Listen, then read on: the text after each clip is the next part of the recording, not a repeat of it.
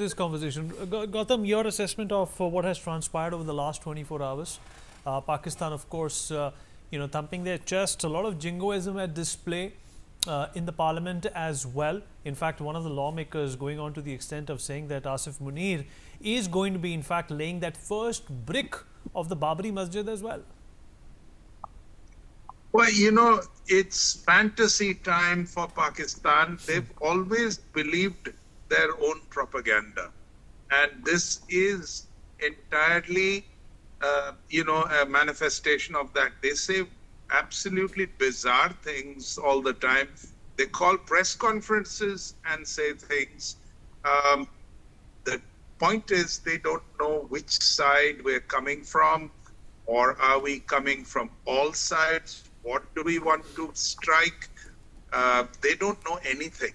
All they do know, and there's no rocket science here, because the Prime Minister of India has said that he's left it to the armed forces of India to pick their moment and to pick their battle. So they know that we are going to attack.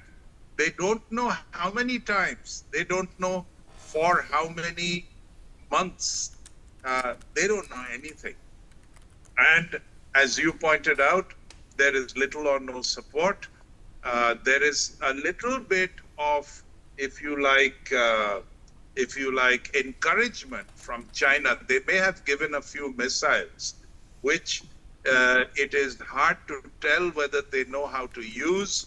They've been crashing like they did the last time after Pulwama. They've been crashing the J-17s, JF-17s just for taking off and landing. And they set also, in another instance, Lahore airport on fire, crashed into several other aircraft.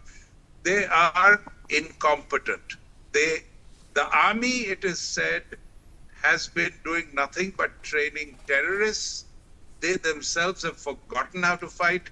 And now, if the generals and the top brass are either hiding in bunkers with their families sent abroad, using private planes in and out of the country, who knows how many are left and who knows how many are elsewhere?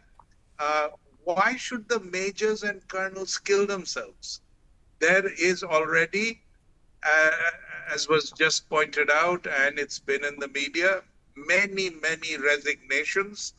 I think they're going to abandon the fight and run. It's going to be something like what Egypt did in the 67 war, where they abandoned 400 brand new tanks given to them or bought from Russia, which they just left over there and ran away. Now, in this instance, this is the beginning of a collapse. The psychological load that Pakistan is taking is enough to collapse it. Chicken costs 800 rupees a kilo. What is the ordinary man to do while the army is, imploding from within? I think this is the end game with our friends, the Taliban, and our friends, the Balochis, all ready to do their bit while we do ours. I think it's a very sad state of affairs for Pakistan. They don't have equipment, and they don't have the money to buy equipment. They don't have ammunition. They've sold it to Ukraine. Reports are that they have 1 week's ammunition. How are they going to cope with us? We may not have everything we need, but we have enough to blow them away from various sides, and that is what is going to be unfolding shortly. Vineet.